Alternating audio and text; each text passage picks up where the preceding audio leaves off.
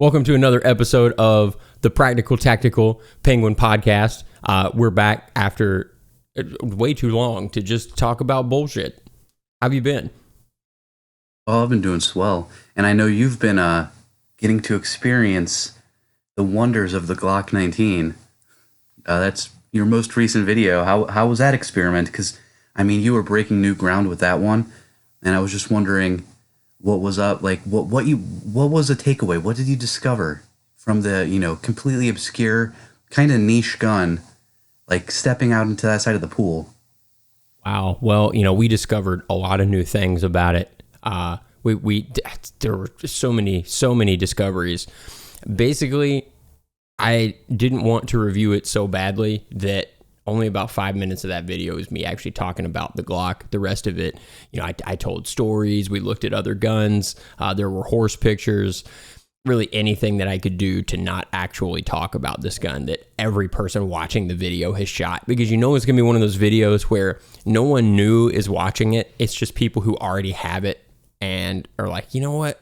Today I really want to watch some videos that talk about how good my purchase was. And I didn't want to give them that. They're not getting that. I've noticed that, though, pretty much across the board, and it kind of came as a surprise to me because I use video reviews and stuff to make an informed purchase, but once I make the purchase, unless I'm, looking for how to, figure out some utility on a piece of technology or something, I don't really watch reviews of stuff I already have, and I've noticed pretty much across the board, the majority of the comments I get on my videos are people that already own the thing. So that seems to be kind of just par for the course. Have you noticed that as well? Yeah, definitely. And I mean, why do you think that is? Because that doesn't seem useful. You're not gaining any new information about the thing that you bought. Yeah, I don't know. I mean, I guess my kids spend all this time watching unboxing videos and stuff. Just other kids playing with toys, or so maybe it's just a human thing. I don't know. It just came as a kind of a shock to me because it just never even crossed my mind. It's like, well, I already have the thing. I'll just go, use it. But I guess maybe it's because people don't shoot that much, and the hobby of firearms is more about collecting the most impressive arsenal to photograph, other than actually getting out and extensively using the stuff themselves. Yeah, I mean, we don't. Who wants to actually shoot the guns that they bought? I mean, that's Right. crazy. I'm not doing that. that's just not happening. But yeah, that seems to be the norm now. Is that people don't shoot, and I understand during the pandemic it made a lot of sense then. Because I mean, who had money? I certainly did, and I had to massively scale back how much I was going to the range, but. At the same time, the whole time that was happening, I was just itching to go back, and there are other people on YouTube just going, yeah, you know what? I'm never going to go to the range. I'm just going to watch you go to the range. It's going to be great. I can't wait. Well, the thing that I've been watching videos on recently, trying to make a decision, was I am brand new to the world of fixed blades, and I recently just made my first everyday carry fixed blade acquisition. So I've been watching a lot of small fixed blade videos, and you have been a proponent of fixed blades for your everyday carry. You've had some really cool custom ones recently that you seem to be really fond of. Do you wanna kind of explain to me what to look for, or because I'm brand new, what am I looking for in an everyday carry fixed blade that you seem to have found works well? Well, I've found that it's also really important to choose a fixed blade when it makes sense. So I'm in a workshop all day. A fixed blade to me is easier than deploying a folder over and over again. But I've also found that fixed blades are getting to a point where there are some that are actually carryable now. So for me, I'm usually looking for something that's really small and really sturdy and is made out of a steel that I like. So I have two fixed blades that I like to carry. One is defensive, and it's really small. I mean, the blade is maybe 2 inches long. It is super, super tiny. And then I have one that I actually use to cut things, and it's a little bit bigger, and it's made to be extremely robust so that I can actually pry with it and do some things like that. So it's really like a workshop knife. So I like both of them are very small, but they're designed really explicitly for one task each. And I like that. And I think fixed blades They make a lot of sense if you're using a knife all the time throughout the day. I think a fixed blade is probably the way to go.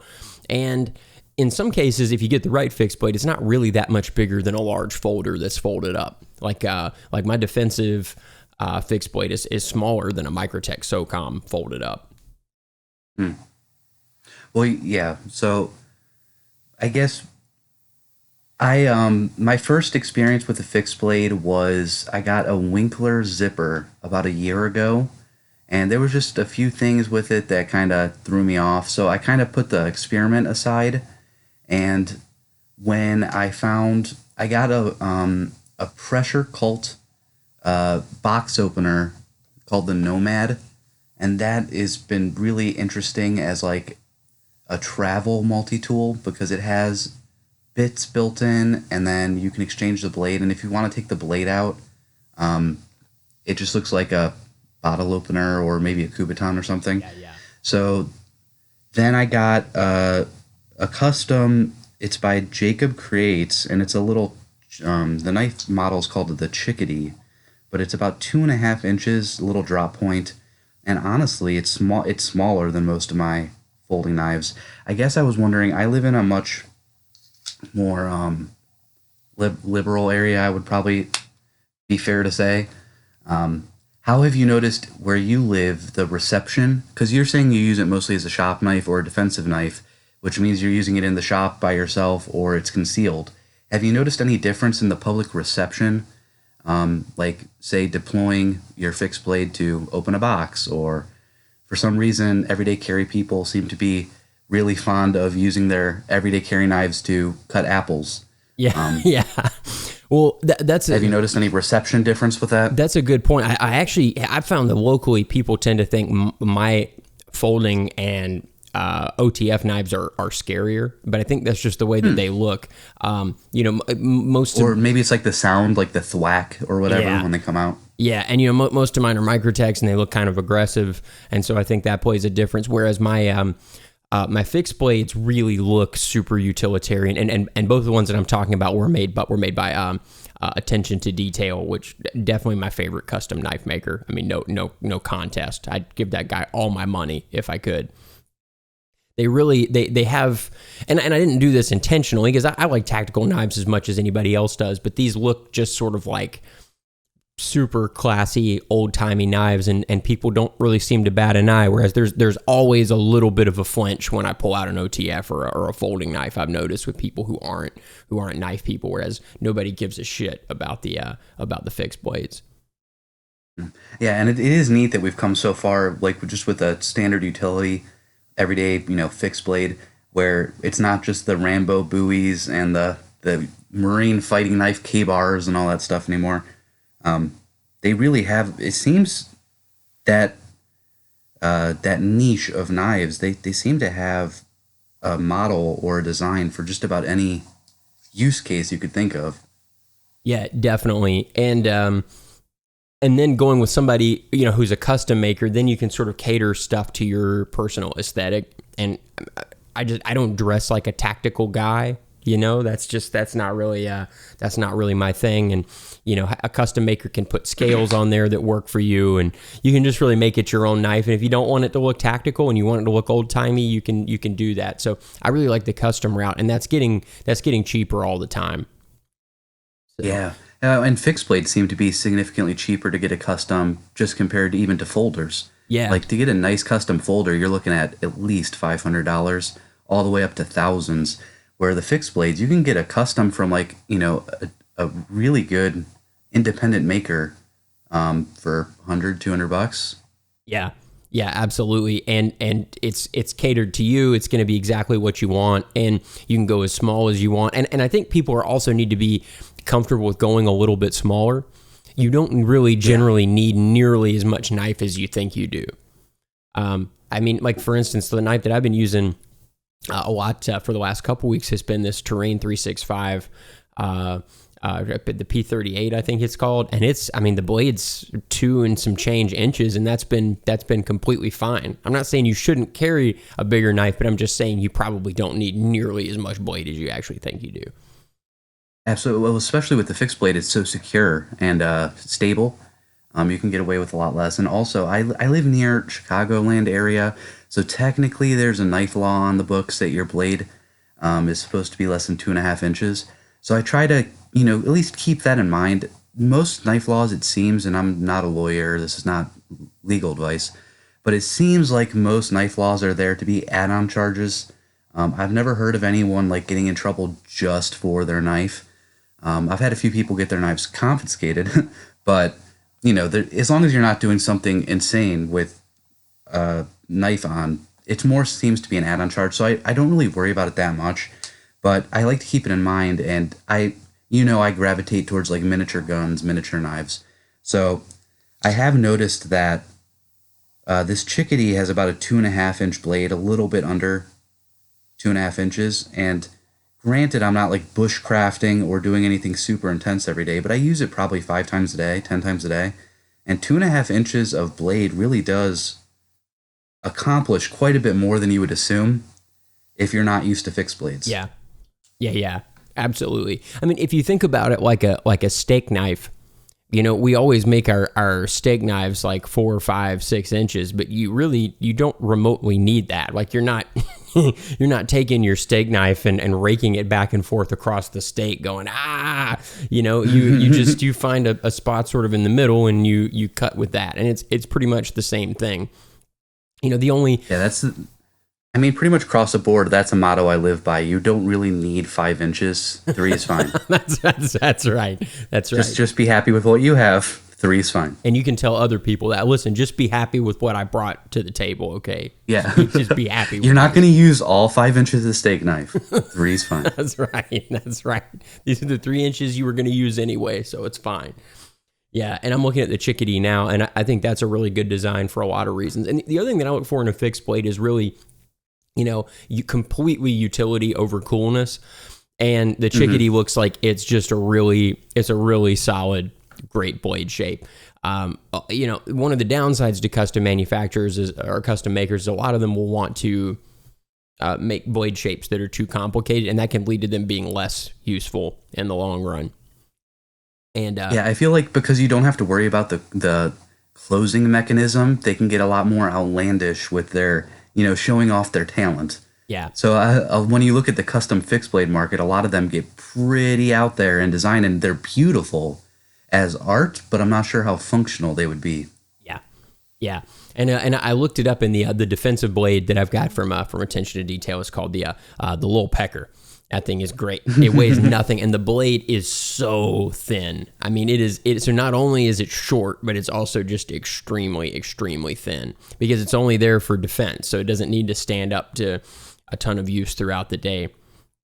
That thing is great, right. And it's super easy to conceal, and he made this incredibly thin Kydex sheath for it that works really well. That thing, if it's on your person, nobody's going to know about it. Kydex seems to be the way that a lot of people are going. That's I have a little Kydex sheaths for both of mine. I've been looking now because I've been researching pocket fixed blades and everyday carry fixed blades a lot. There seems to be a trend that I find very interesting, but it's like little leather sheaths, but they're designed to go in your pocket. Have you kind of seen those or had any experience with them, or like what's the way that you would find the most utility in carrying your fixed blade? Because right now I have one with a soft loop that I kind of carry appendix, and then I have one that just has a pocket Kydex sheath that snags when you pull it out, kind of like those little pocket holsters. So like what type of sheaths have you used, and which ones do you find the most utility from? I've really only used Kydex for this. I can't really comment on any of the other carry methods. Mine are all Kydex with that, oh God, what is it? That super intense clip that doesn't require a belt or anything. It just clips to your pants. Ulti-clip? Yeah, it's got the Jesus mark on it. It's got that's a an cross Ulti-clip on it. Yeah, I'm like, wow, this is the only sort of Christy thing on my person. This is funny, but that thing works fantastic. You had to retire your WWJD bracelet? Man, I did. It finally just fell apart. It just fell apart, and from years of use, the way it goes. Yeah, I don't know. I'd like to try that. So does it work almost like one of those in the pocket pistol holsters? Yeah, it's designed almost exactly like that. It kind of has the two little hooks. It looked like dremeled out or whatever. So when you withdraw the knife, you just kind of angle it towards your pocket, and it kind of waves the sheath off. The first time I ever saw something like that was little Kydex pocket holsters that have that like swoopy thing on the bottom. Yeah. So when you pull the gun out, it catches allegedly. It doesn't work that consistently. So what I was gonna do is I have some extra discrete carry concepts clips, and I was considering putting a discrete carry concepts clip on there because I really do. I know a lot of people pocket carry and load their pockets. I really don't. I like to keep stuff on my waistband if I can at all help it. Yeah, it's more Because usually comfortable. if I leave the house, I have a belt on anyway. So Yeah. No, that makes sense. I'm actually trying to look at one of these, looking at one of these metal sheets now. I want to see this thing, or one of these leather sheets. yeah, and yeah, there's I know Giant Mouse is a collaboration between Jens Anso and I'm spacing on the other. Oh, Jesper Vaknes, and they do a lot of really interesting little everyday carry fixed blades, and they have one for their GM1, and it's this little like taco style, pancake style leather sheath, but it has a magnetic enclosure on it. So you kind of put the little magnet thing over your pocket, and it can secure inside your waistband or in your pocket. And then I just think there's something cool about leather. So I've been looking at those, and I just have no experience with them. And the only downside I could guess would be it might be a little bit chunky in your pocket Yeah. because you have two layers of leather. Kydex is really efficient for overall size versus protecting the blade. Oh, you're But absolutely right. But I think leather might be more pleasant overall. Because part of making the decision to carry a fixed blade is like you're in an environment where you can choose something that's more aesthetic and comfortable, maybe. And I found that with a fixed blade, you can have it up on your waistband or something, not hanging out of your pocket like to me, a heavy folder kind of pulls my pants down. Whereas having the fixed blade, up on my waistband, I'm basically saying, okay, I can make a decision to be more comfortable because of where I am and all these other things. So, for some people, a fixed blade won't make any sense, but if you're in a position where you can make that choice, I highly recommend it. I've found that in some cases it is a lot more comfortable. yeah, or if it's legal in your area, Or if it's legal in your because area. fixed blades have the weirdest laws about them. Kind of like autos. Yeah. So strange. Okay, speaking of, and so something else, you mentioned the laws and the knife laws in your area. Multiple times I've found that the police in my area don't actually have a fucking clue what the knife laws are. OTFs were made legal in my area. I don't know, it's been probably 7-8 years ago, but a good 60-70% of the cops think they're still illegal. And it's used as an add-on charge. It always gets dropped. But like you said, the knife gets confiscated. They take it away from the person. In one case, I know of the cop actually pocketed the knife and just kept it and used it themselves. And so that happened in my friend's case too. Yeah. He confiscated it and literally before he got in the squad car, put it in his pocket. yeah. So just be wary of that in your area. Make sure that the laws and can present that to the police if they try to pull some shit, because that is their favorite thing to do. So just look out for that. For a while, I think it was during COVID, but Illinois was horrible with actually like fulfilling their FOID and concealed carry licenses, and mine expired finally. I want to say in like 2019. I'm trying to think of the time, but if you redid it, like paid the application fee and everything, you were fine. Like in the system, it would show up, but then technically you were still carrying around an expired card. So they recommended printing out the law and the application approval, and then so like I had an expired card for a bit with my printout of their website, and that seemed to I never had to have an interaction with the police at the time. But it seems like it would be a good idea. I know it's a hassle, but maybe in like your car with the registration or whatever, print out your relevant law that you could foresee having a struggle with a law enforcement officer, possibly. Yeah. Just maybe a tip, have a printout or a screenshot or something.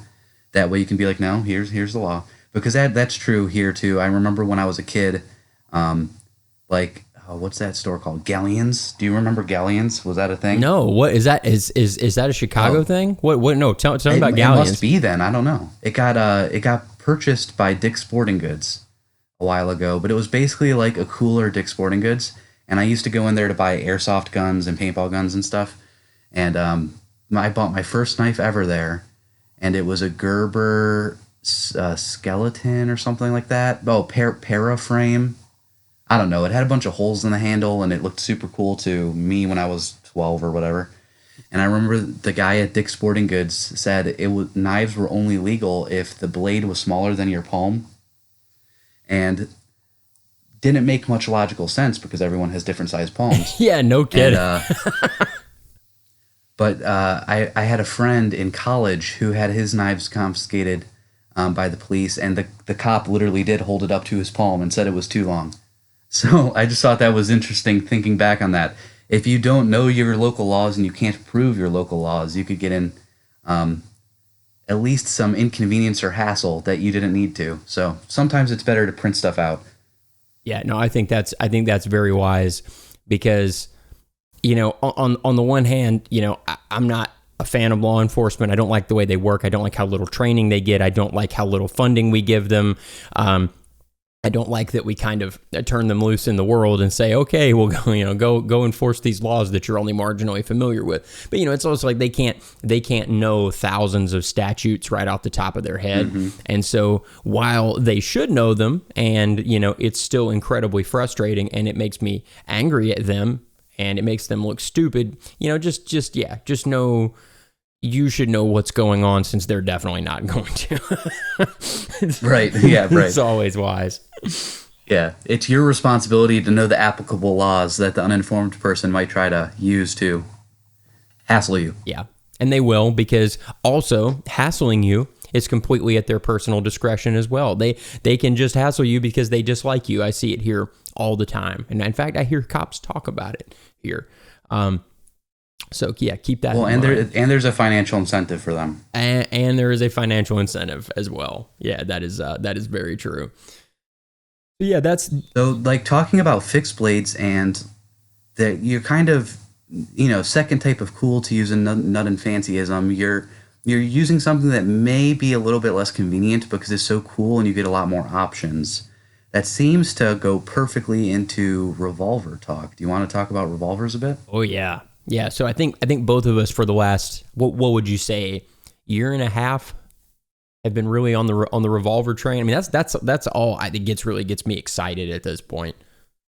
Yeah, I got mine in 2019, and I was doing the P365 experiment, so I didn't dive headfirst into it, but I shot it quite a bit. And then 2021 was kind of my revolver year. I shot primarily revolver for about a year. What did you think? What do you mean? Well, I mean, having done it for a whole year, did you come away from it thinking, "Oh man, these things are useless, but I really love it"? Where did it leave you in relation to everything else after taking that year?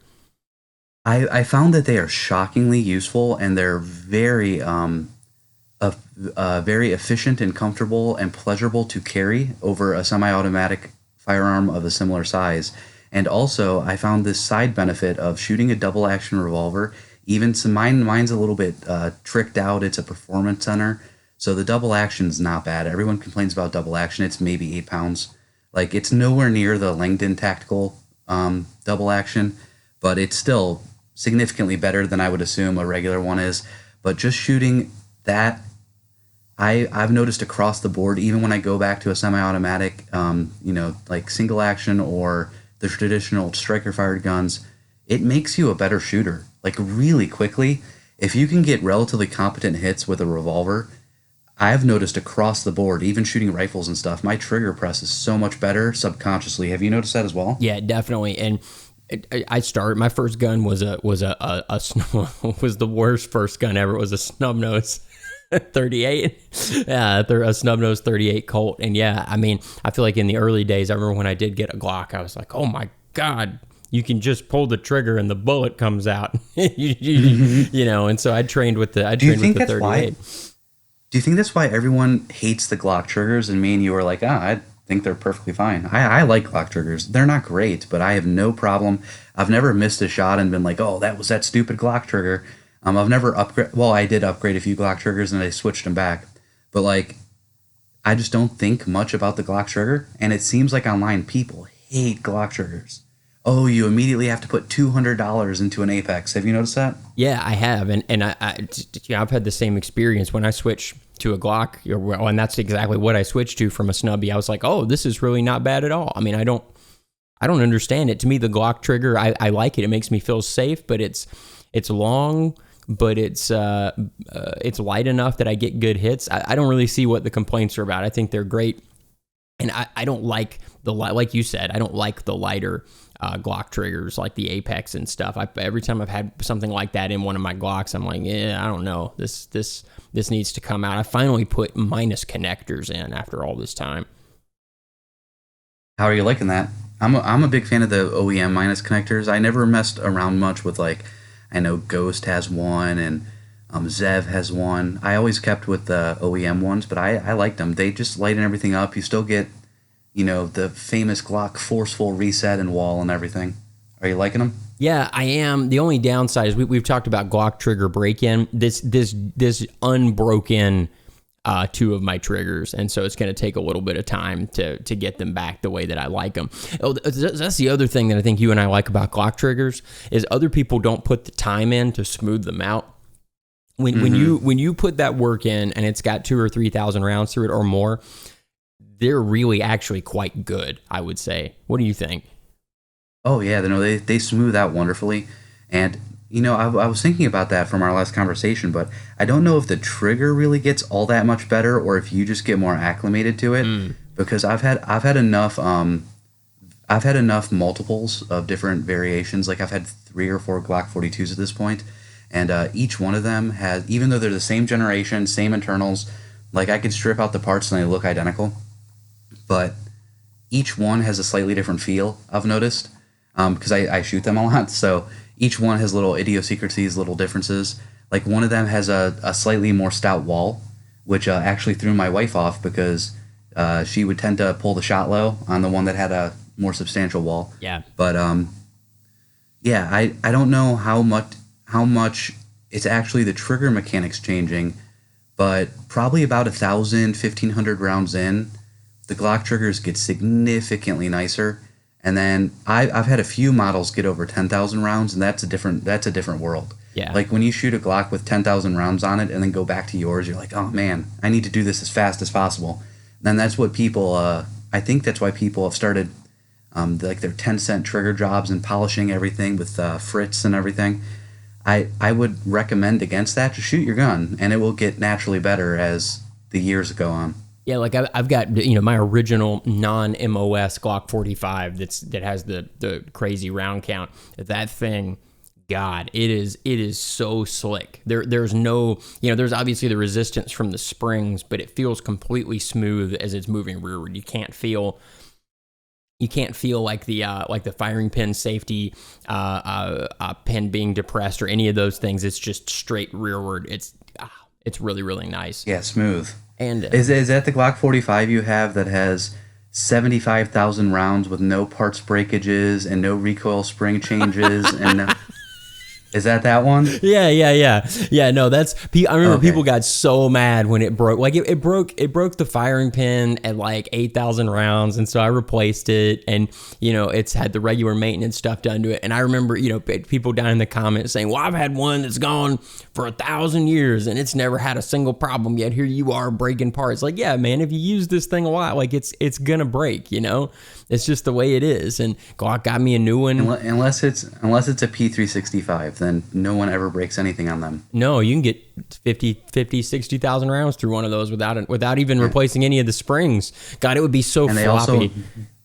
They also won't show any photos of the internals. Oh, hold on one second. I'm going to go grab my P365 and shake it for the mic. Oh, please do.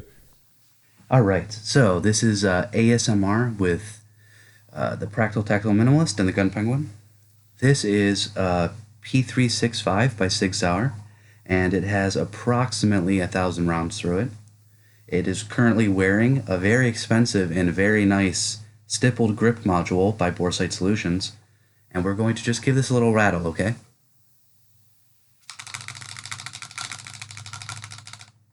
All right, that was the SIG P365 by Boresight Solutions and 6 Hour. Sounds like a fucking sack of marbles.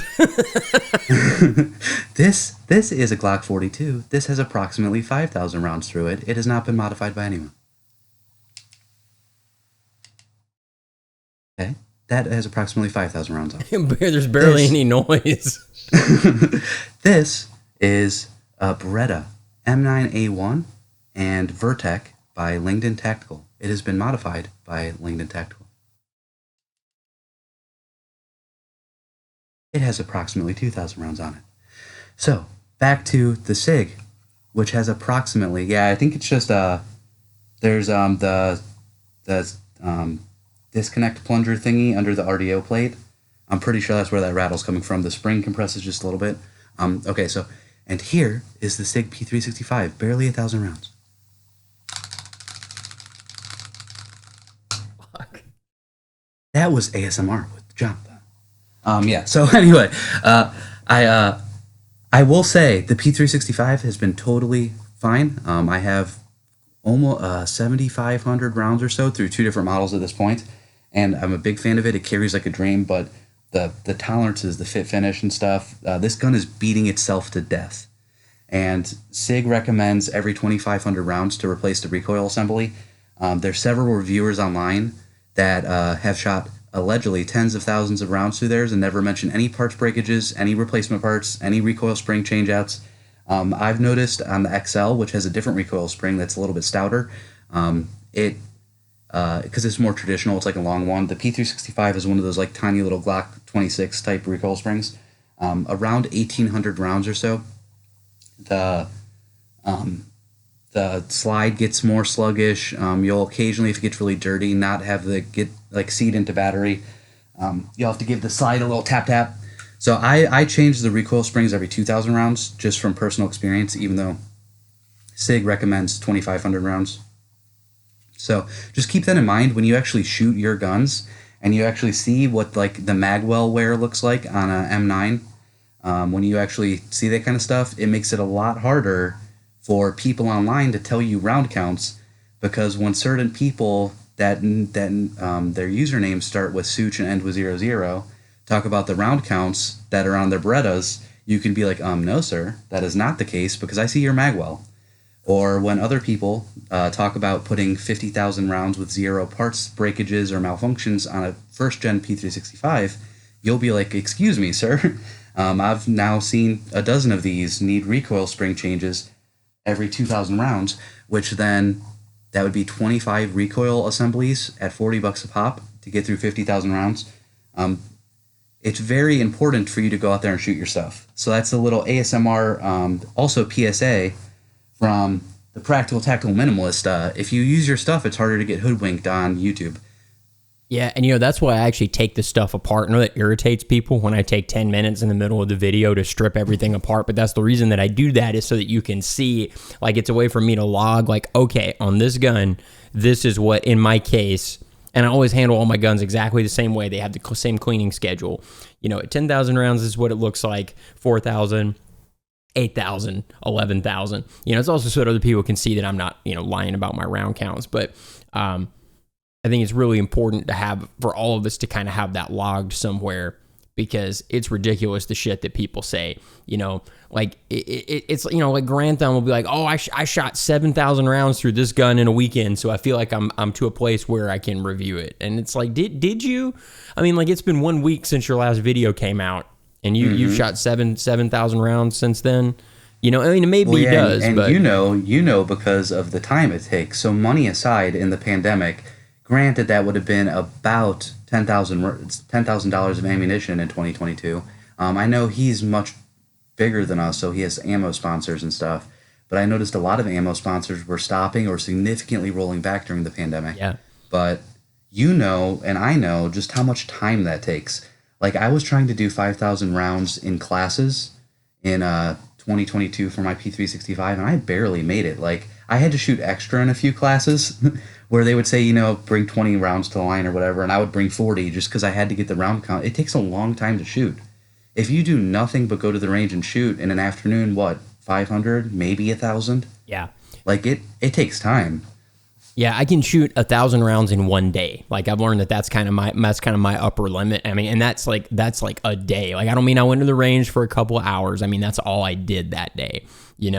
Is shoot 1,000 rounds. Me and my wife went to the range a couple weeks ago, and we shot 450 rounds, and it was the whole morning. That was all we did. Was just shoot, and that was two people shooting too. So, you would, if you were going to shoot that many thousands of rounds, it would be all you would do. You would do nothing else with your life. You would just be at the range, which sounds amazing to me. In fact, I wish that was my job. But it does make me dubious when people have other careers and things, and they say, oh, I shoot, 120,000 rounds a year. If you're a professional competitor, you probably do, but no one else does. Yeah. I do know a few people that shoot like close to that every year, and they do USPSA or IPSC or whatever. Like, they do competitions, and they actually have their match videos up and stuff, and they're significantly good shooters. Yeah. But I see some of the people shoot. It's like, oh, so you're just making noise if you do what you say you do. And I've had a few people also where I asked them for photos of the barrel hood or something, and of course they never show up. Yeah. That's why I appreciate yours so much, because your slideshow, like, you see the use, and I'm like, oh no, that looks exactly like my Glock with that many rounds on it. Yeah, I think that's really important to do. That's also why I quit during the pandemic. I quit putting out super high round count videos, because guess what? They weren't being made. And other people were still shooting the same rate. It's like, how are you doing that? I don't even with the sponsorship. How are you affording that? I ran out of my revolver ammo. So getting back to revolvers, I shot so much 38. My stockpile's gone. I think I have like 70 rounds or something left. So I've significantly cut back my revolver shooting, and I'm looking very heavily at getting a 22 of some sort, either a 43C or an LCR. Very smart. I know you've had which it was a Ruger, right? What 22 did you have? Well, okay, you're looking at practical 22s that make a lot of sense. I did not get a practical 22. And sorry, I veered us so far off course from revolvers, but no, that was me too. I did my whole ASMR side job. I really wanted to know. I really wanted to hear that. But I bought the GP100 22, which it's 10 rounds. It's amazing, but God, it is absolutely massive. It's clearly a target revolver, and I've immensely enjoyed it. But I'm looking at my revolver situation, because I built my stockpile back up. I've got maybe, I don't know, I think I've got it built up where I've got 450 more 38s, but 22, I've still got thousands and thousands and thousands of 22. So it makes sense to buy something that you can carry and shoot in 22. And 22 in a revolver, that's 8 angry bees coming at somebody as fast as you can pull the trigger. That's not too shabby. No, absolutely not. I always like to keep enough 22 on hand that if I'm ever on the news, they'll be like, and his arsenal. Yeah. Wise. Yeah. The news needs to be shocked at how many bullets you have. I love when they take it out of the house and you're like, this man, they found upwards of 10 guns in his house. And I think, oh, fuck. Okay. Well, he was obviously preparing for something. He had 4 loaded magazines. Yeah. It's like, oh, please don't look in my bag. Please don't look in. Right now, I have 50 loaded P mags right now.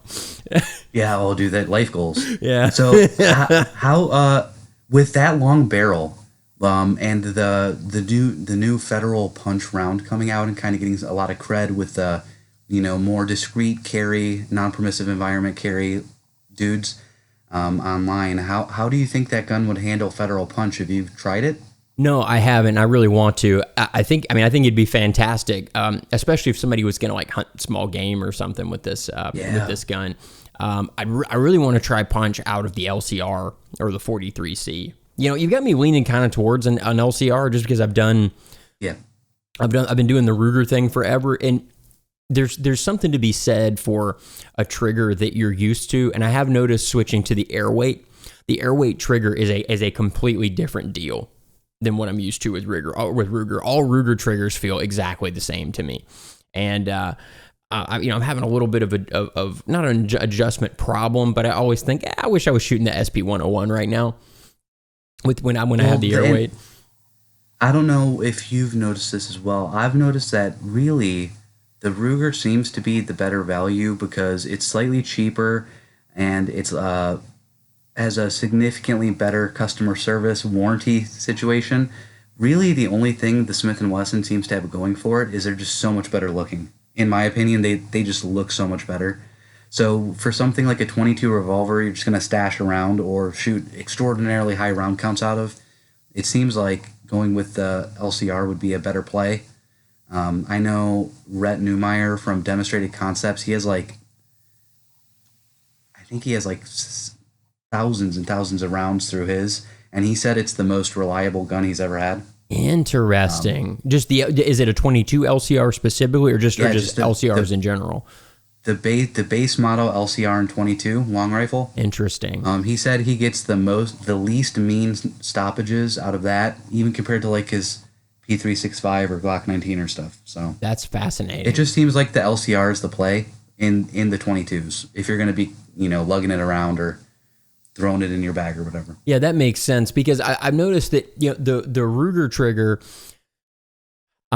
behaves like what you expect a revolver trigger to, where you pull it rearward, gun goes off, it's heavy, so it goes. I've noticed that with Smith & Wesson triggers, all the ones that I've tried do this to varying degrees. This is going to be controversial because I know Smith is the quintessential revolver, but I've found that there's a lot of stacking in the latter quarter of the trigger pull, and this is most of the Smiths that I've shot. And I know the Performance Center is a little bit different, but so you pull rearward and it feels like a normal revolver trigger, and then it hits that stacking point 3/4 of the way through, and then you push through the stack, and your finger just flies to the rear. And the gun goes off. Yeah, snaps back. Yeah, and that's awesome. That's great for shooting certain things, but that's not what I'm accustomed to, and I'm having a little bit of trouble adapting to that. I will say that smooths out if you don't destroy your hand first and get horrible arthritis.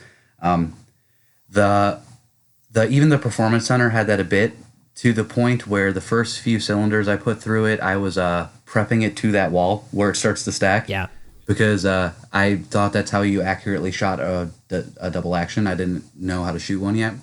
And that smooth, even on the Performance Center, it probably took about 20 rounds, but that was gone on the Performance Center. And now, I literally can't find the stack. Oh, that's awesome. It's just smooth the whole way back. So it's a little bit heavier than the LTT, but it's probably about 8 pounds. And it's just smooth the whole way back. So I don't know on a non-Performance Center how long that would take to smooth out.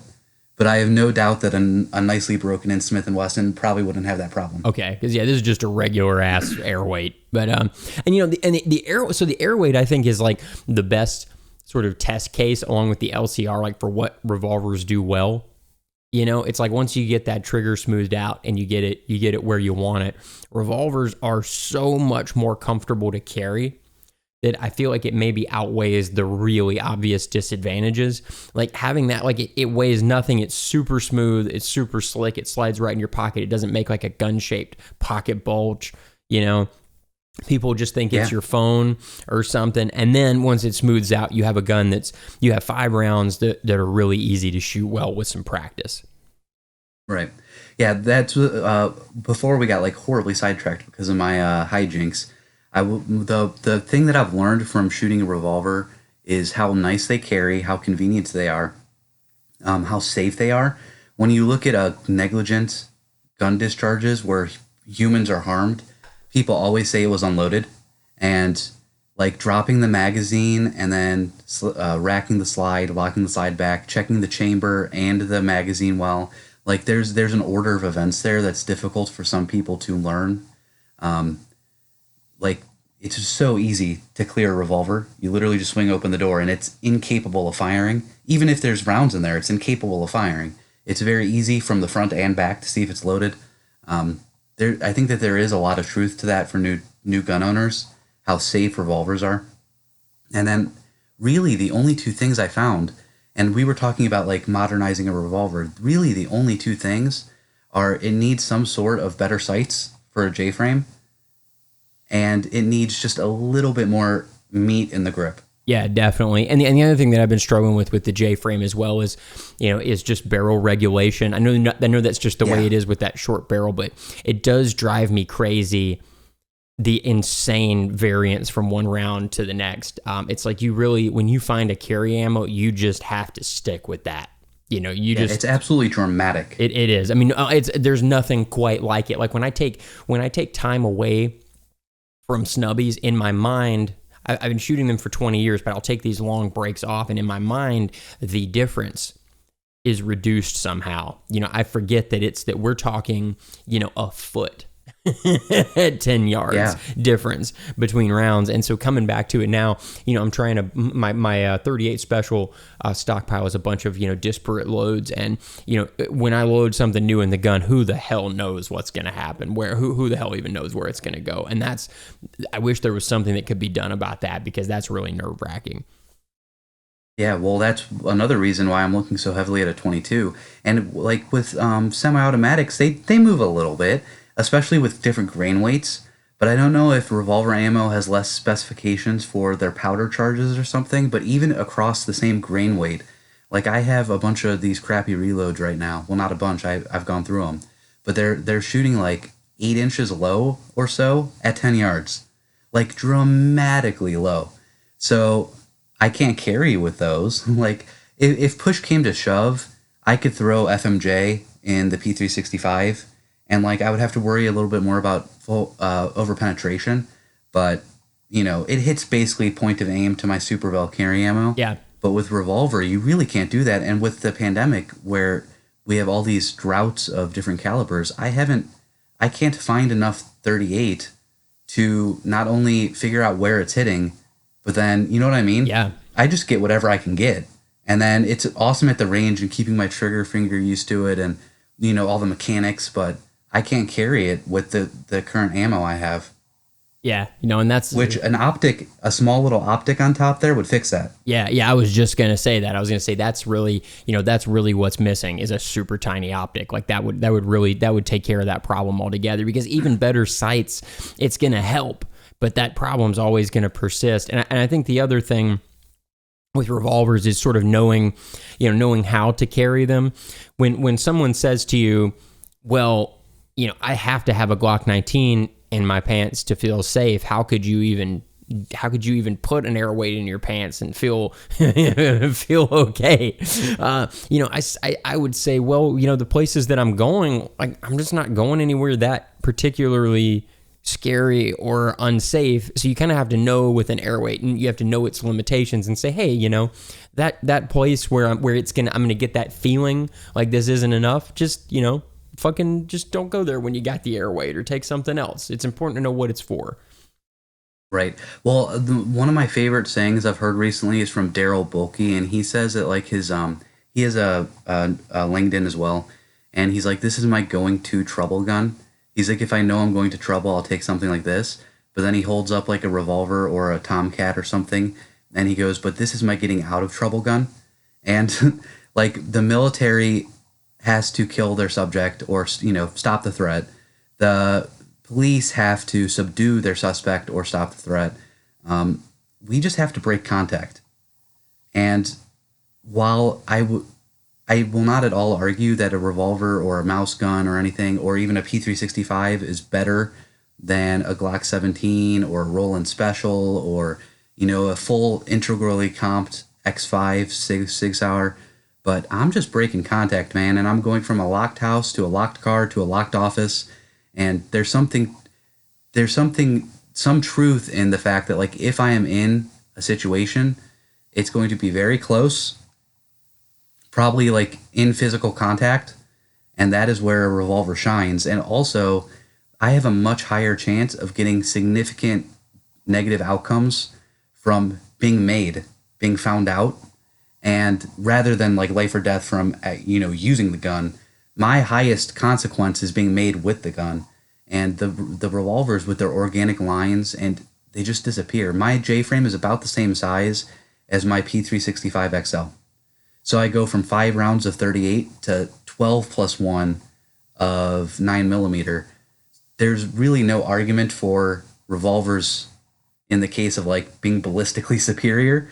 But man, they're this about the same size. The revolver's a little bit lighter. It's about half a pound lighter loaded, but like it just disappears the way no other semi-automatic gun I have does. Yeah. Yeah, absolutely. I think there's still though they're worse in every way, there is still absolutely a place for them.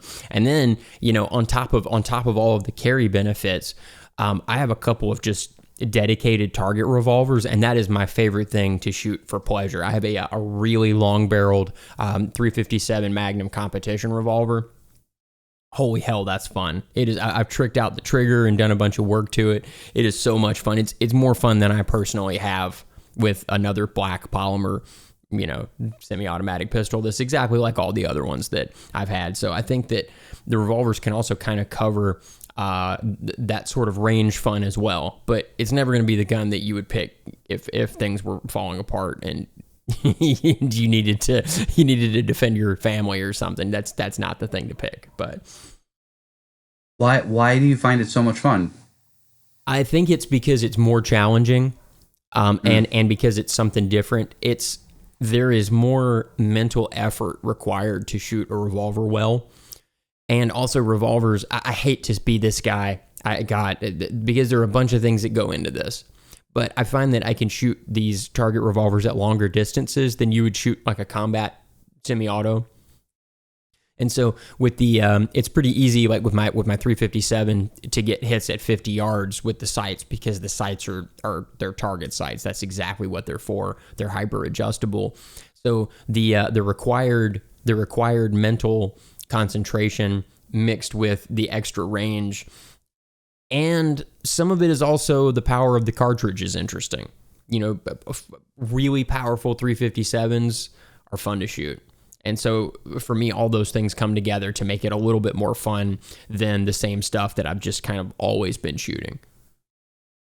It is interesting with especially 357 or some of those other revolver cat like 44 or Magnum, where when you put it in a long barrel like that, how much it smacks the steel around. And like you kind of, I don't know about you, but when I hit something with a 357, I'll say like a 6-inch barrel, I'm like, oh, that's what the FUDs are talking about.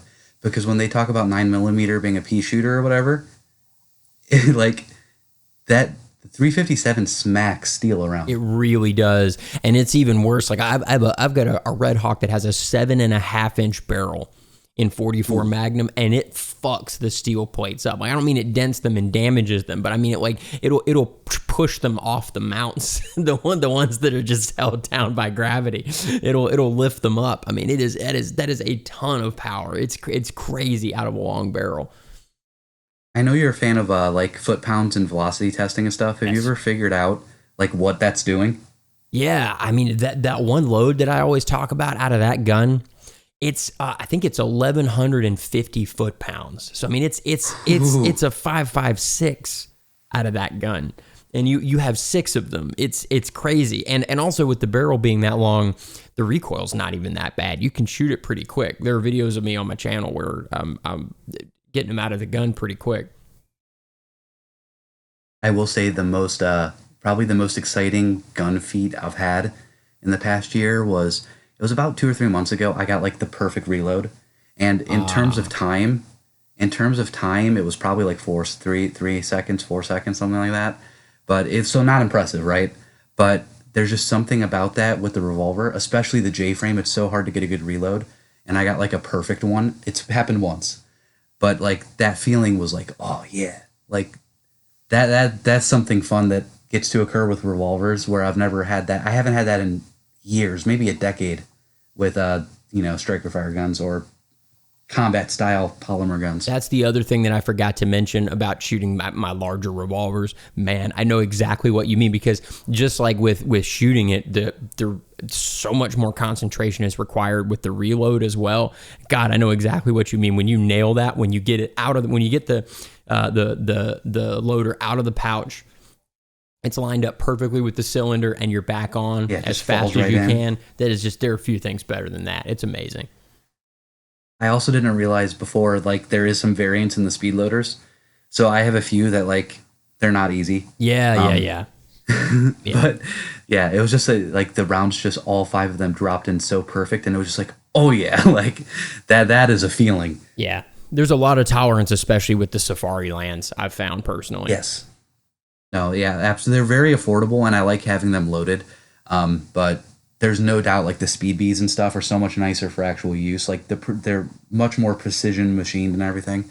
The Safari Land ones are just like, yeah, I'm assuming they're like injection molded or something. Yeah, it looks that way. Yeah, and the only problem with speed bees, the only problem there is the speed bees are just so much bigger and more expensive. I wish they were smaller. Like personally, I still stick with the Safari lands, or you've got me into speed strips, but Yeah.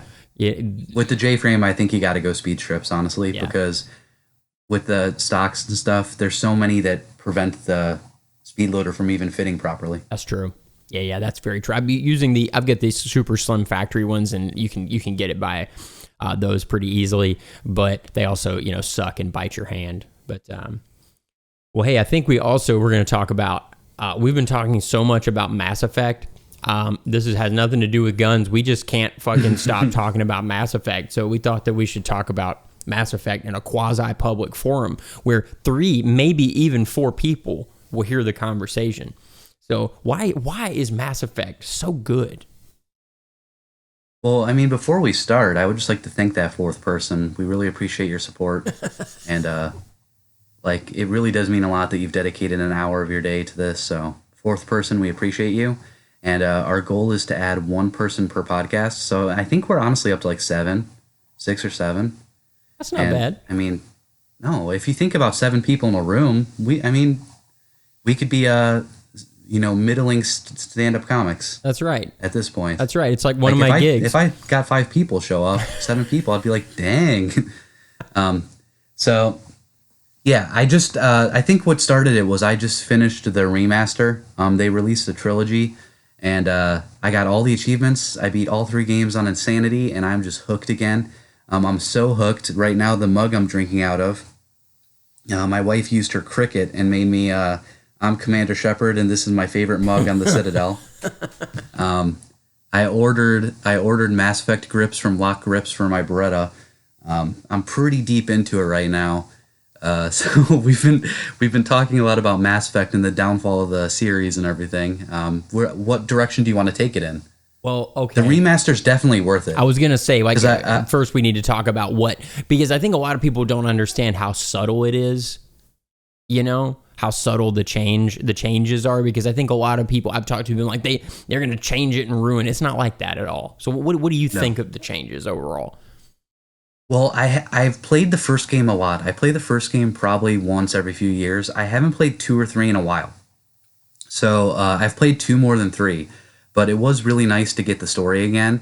And I will say, when I was playing through it, I didn't think it was that big of a deal because it looked like I remembered it looking. Okay. And the first game still doesn't look that good. So I thought it looked like it used to look. So after I finished all 3 games, I still had a few achievements left in the first and second game. I was like, oh well, since I already know what to do, I'm on the Insanity kick. I'll just go back and knock those out. And loading up that first game from 2007, holy crap. Like, they smoothed everything out. The frame rate is consistent. The load times are all dropped maybe by like 5 or 6 times. Like, I forgot how long those elevators were. The frame rate's all smoothed out. The particle effects are better. The lighting is better. Literally everything is better. They put so much time into it. And I think the problem is everyone remembers games with rose, tinted glasses. And the remaster looks like I remembered it looking. But that the old game didn't look like I remembered it looking. It looks so much worse. So honestly, if you're going to replay it, there's 0 reason not to get the remaster. It is so much smoother. And while the graphics get better with every game and the art style changes a little bit between the games, it has much similar graphic fidelity through the 3 games. So it's less jarring to go from the first game, second game, third game. On the originals, because I loaded up all 3, it is jarring to go from that first game to the third game. Okay, so anyone who's jumping in, don't be afraid of jumping directly into the remaster. But do you think with the first game more should have been done maybe to bring the combat specifically into 2022. That's the only thing to me that felt way different than the other two games. And I'm not saying I wish they had changed it. I'm actually glad they didn't. But I've wondered for some more casual folks if they're going to jump in and go, what the fuck is going on with this first game? Yeah, I actually have experience with that because I have like a gaming buddy that also has a podcast, and he did not understand my love of Mass Effect, and so he tried the first game and just couldn't do it. And even the shooting mechanics though have changed dramatically. I forgot how much your class influenced how well you could shoot. And so going back to the first game, the original, I couldn't use about half the guns because like I forget what class I was, but I could basically just use pistols. And in the new game, they took that away. So even the shooting mechanics being a little bit sloppier and definitely feeling like they're from the mid 2000s. The new game is still significantly superior if you want to get into it because every class can use every gun and there's no gun masteries. They took that out. So that's something I definitely noticed. If they would have had to completely remake the code and rewrite everything to bring the third game's combat in. So I don't fault them for that, but the games get significantly smoother to play as you go on, even in the remaster. And by the third game, it's really hard to go back to the first one because the third game probably had the best overall mechanics for combat.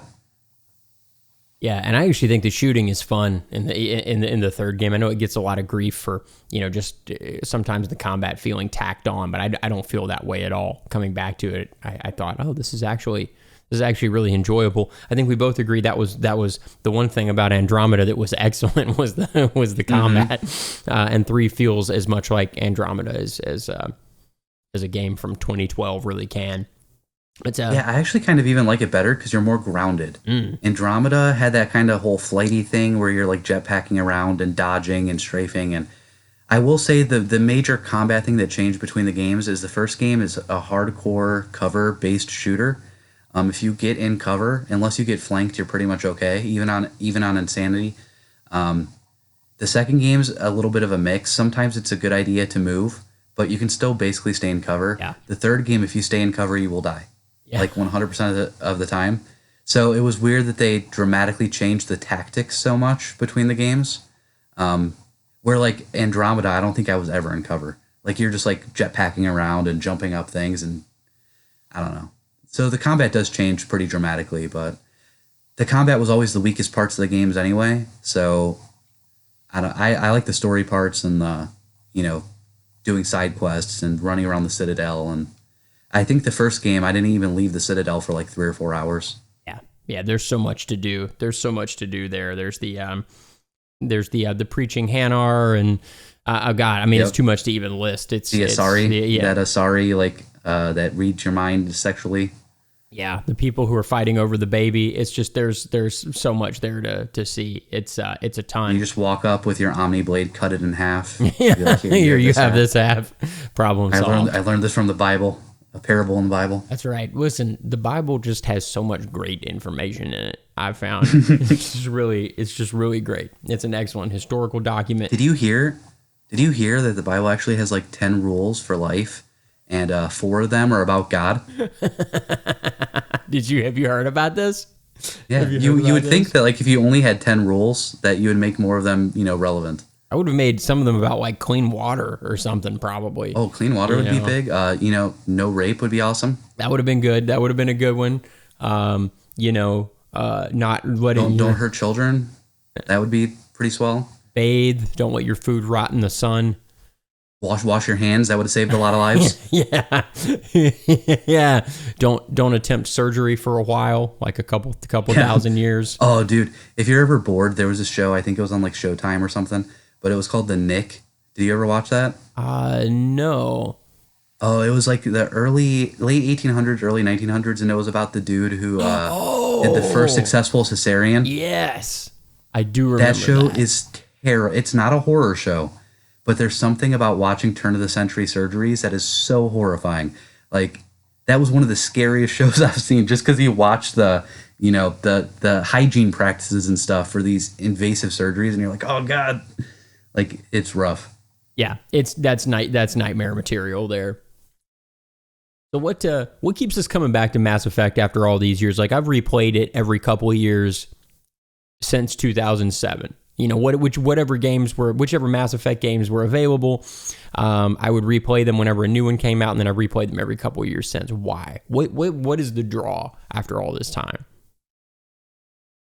I've been thinking a lot about this purely because I'm an old man now, so I'm starting to like want to listen to things that are like I've been listening to a lot of pop punk and stuff because it's nostalgic, and I've pretty much I don't think I've played a new game in a while. I've basically been playing all my old games from like that era. Movies, I've been rewatching movies from like the 2000s, 2010s.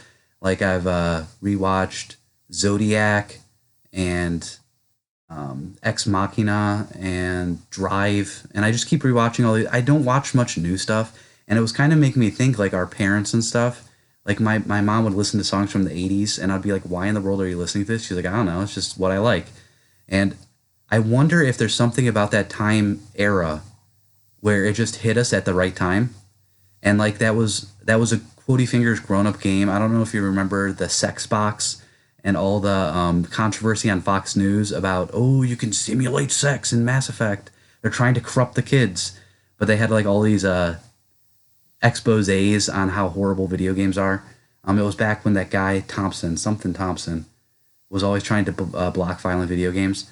But there's just something about that time where it's nostalgic to me and it's comforting, and like I just appreciate games back then.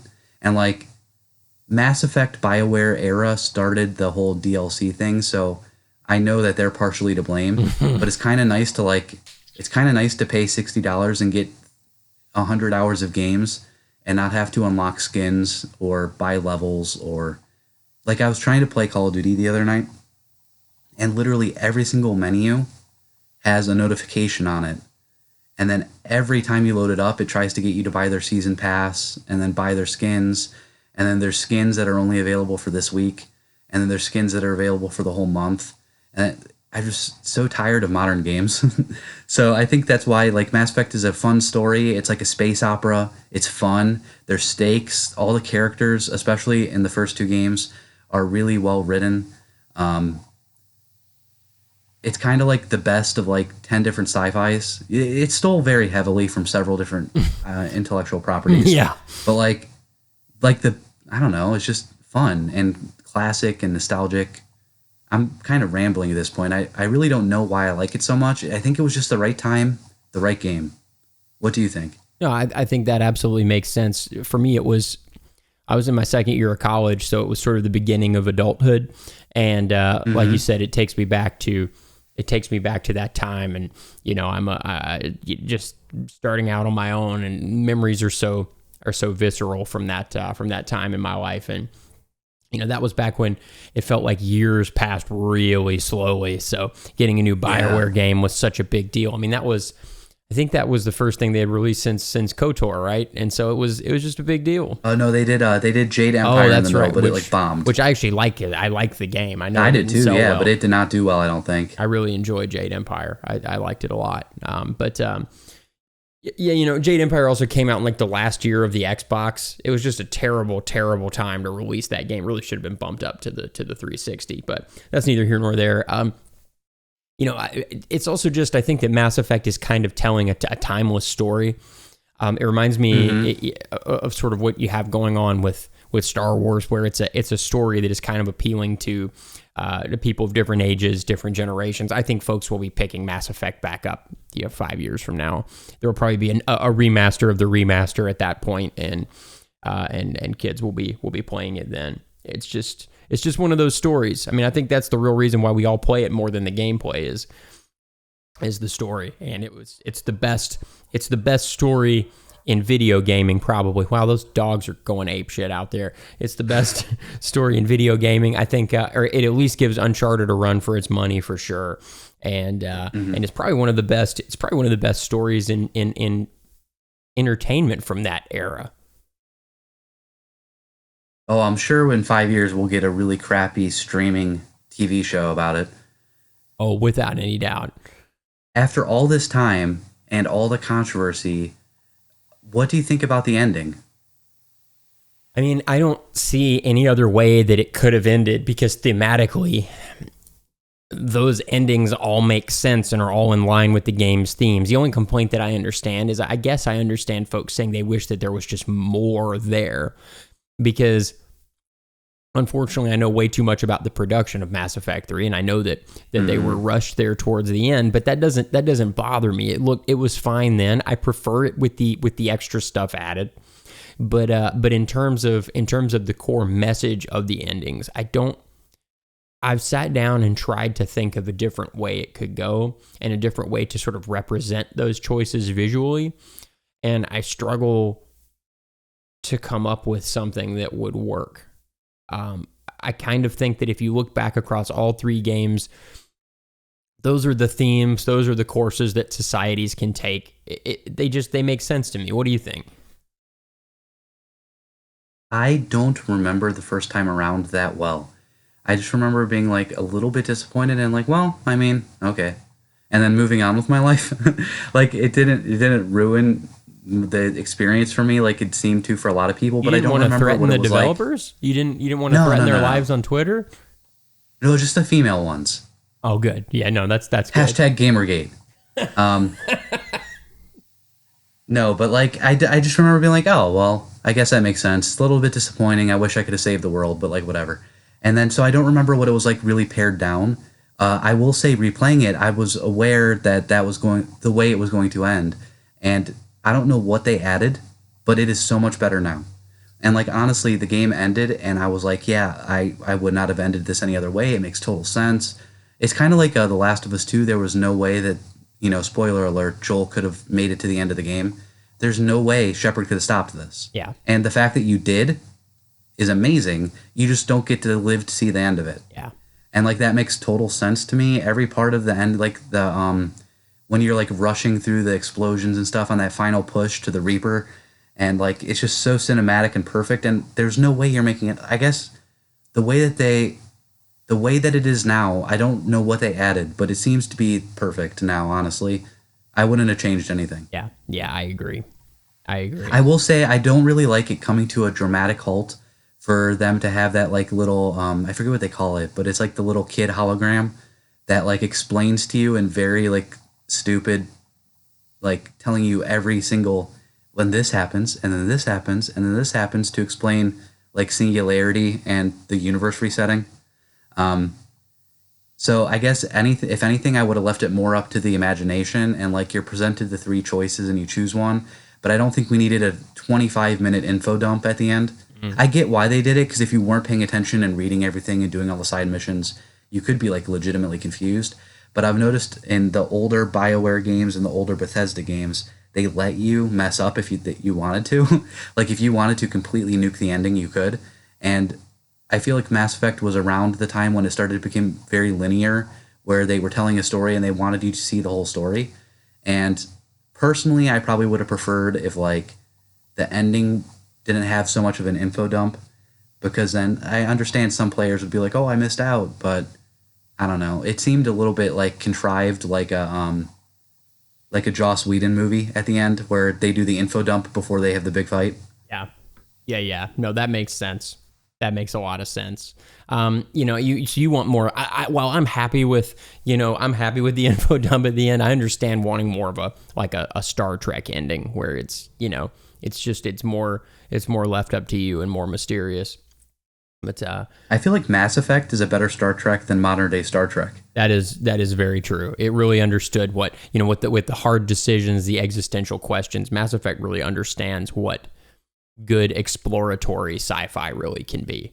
But well, man, this was a lot of fun. I'm gonna go grill ribs now. That's what I'm doing for the rest of the day. I'm gonna grill some ribs and get really sick from eating all those ribs. What do you got? Any big plans? No. Just have to go. I think we're organizing a sale, so I have to go like do garage sale-y type stuff. Gotcha. Nothing fun. No ribs in my future. I'm really sorry. Probably leftover pizza. Man, well, okay. Well, I will eat some ribs in your honor, and this was really really fun. All right, thanks, man. Talk to you later. Hey, talk to you later. Bye.